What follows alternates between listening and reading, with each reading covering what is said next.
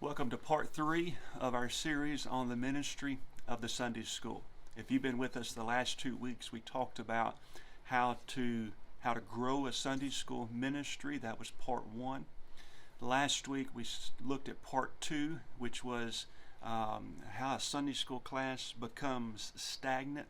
I encourage you, if you haven't viewed those 2 videos, they're on our Calvary Baptist Church Tupelo YouTube page. You can go and look at those at your leisure. Today I want us to look at part 3, how to be a better Sunday school teacher. If you currently teach a class, I know deep down inside your heart, you're saying, how can I be better? How can I be more effective? Well, I want to offer 5 simple, practical, hopefully encouraging ways that will help you be a better Sunday school teacher. They're in no particular order, so let me just kind of walk through those. Number 1, as a Sunday school teacher, know your literature options. There are several different options that are available to you as a Sunday school teacher that you can use that will help as a Sunday school teacher. I've known Sunday school teachers who don't use any outside literature option. They just simply use the Bible and teach through a book or through a series. That's one way to do it. But for most teachers, they have a literature option. They have a quarterly or a help guide that will kind of structure the lesson for them. In Southern Baptist life, there's a literature option called Bible Studies for Life. Some of your classes may be using Bible Studies for Life. That's kind of a topical study. Some classes may use a series called Explore the Bible, which is more of an exposition of a particular book of the Bible. There's a series called Gospel Project, which is more of a chronological study of the Bible. There's also some video studies called smallgroup.com. All of those are available if you're part of a Southern Baptist church, which we are at Calvary. So as a Sunday school teacher, know that there are different options that are available. And if we can help you with that, contact Brother Jim here at the church. Contact myself. We'd love to show you if there needs to be a different option when it comes to literature. Secondly, not only do you need to know your literature option, but secondly, begin early in the week preparing your lesson. I would even encourage you Sunday night before you go to bed is to at least read the passage or know the subject of what you're teaching on next week. What this will do is cause you to think about that and begin to meditate on that as you go throughout the week. If you get up Monday morning and go to work or whatever, wherever life takes you throughout the week, you already know where you're going Sunday. So whenever your time is to really sit down and hammer out the lesson, you're already beginning to think about that. So start early during the week as you begin to prepare your lesson for Sunday. So know your literature options.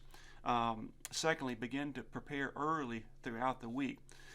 Third thing I want us to talk about is you can do this as a teacher, or you may have someone in your class like a care group leader, outreach leader who does this. But I encourage you to set the example as a teacher, and that is to carry your roll, your enrollment. Maybe it's a piece of paper, or you've got a screenshot. Maybe you've got them on your phone, where you're making some contacts throughout the week. They can be to a member who's there every Sunday, and on a Wednesday or Thursday, just send them a text or give them a call and say, I just want you to know I'm thinking about you, I'm praying for you, hope you're having a good week. But also we all have members who maybe they haven't been in a couple of weeks, maybe they've been under the weather, maybe they've been traveling, and they haven't been in a couple of weeks. You can reach out to them. I'm telling you, it will mean the world to them to receive a contact from their Sunday school teacher. Just say, we miss you. We'd love to have you back. Don't be surprised when you make that contact if they're not in Sunday school that Sunday. I've seen it work so many times. So keep your roll with you and making contacts where you're encouraging those that are part of your Sunday school class. Hey, listen, God has given you, as a Sunday school teacher, the responsibility of a shepherd. To be one who you're watching over their life, and they come to you on Sunday morning with their Bibles open, ready to be fed, as sheep going to a shepherd.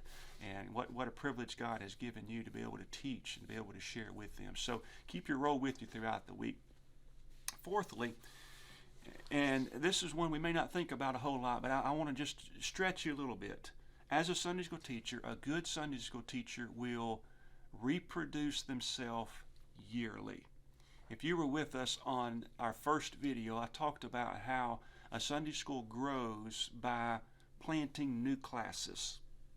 There was a time when the class that you teach or that you are a part of, there was a beginning to that class. Some way down the road, it may be you may be in a class that's only a year old, or you may be in a class that's 50 years old, but at one moment they had that first Sunday of that class.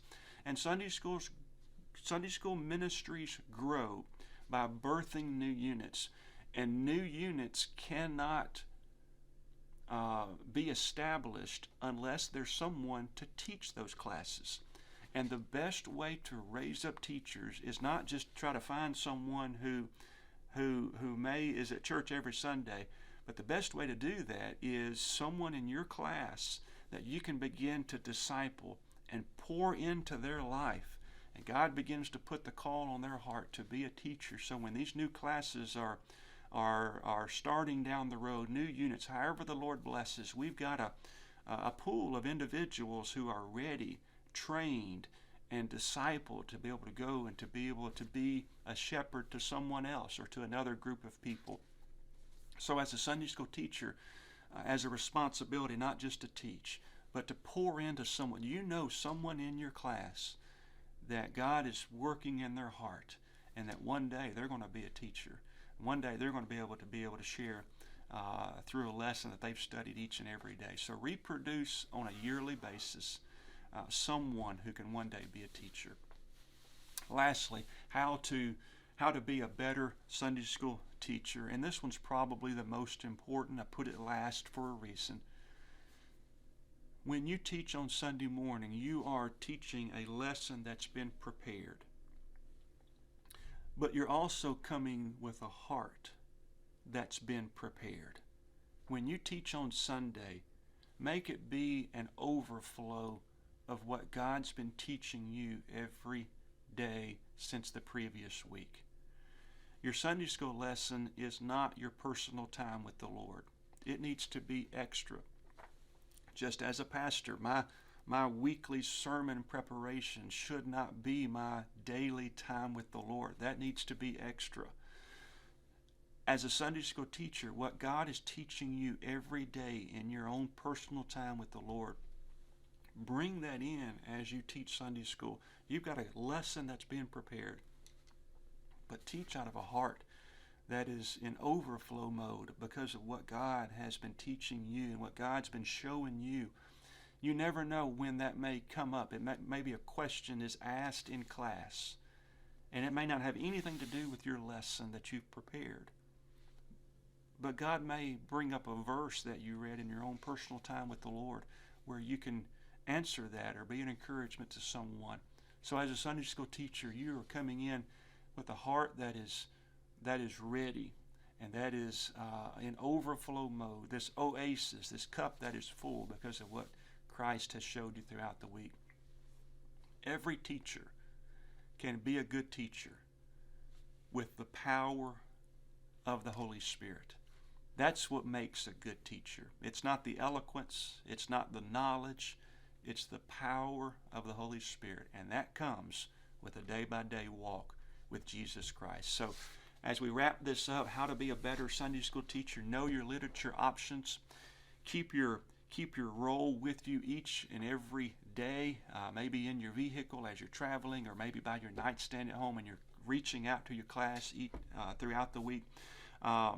Begin early in the week, preparing your class, reproduce yourself yearly, and then lastly, make your Sunday school teaching an overflow of what you're doing every day in your own daily walk with Jesus. If you're part of Calvary, we'll see you Sunday 9:45 in our Sunday school time. If you're part of another church, be connected to a Sunday school class. And as we gather next week for part 4, our final message, we're going to talk about the overall Sunday school ministry and why every church needs to have a strong small group Sunday school ministry. That's going to be part 4. Thank you for tuning in. We'll see you soon.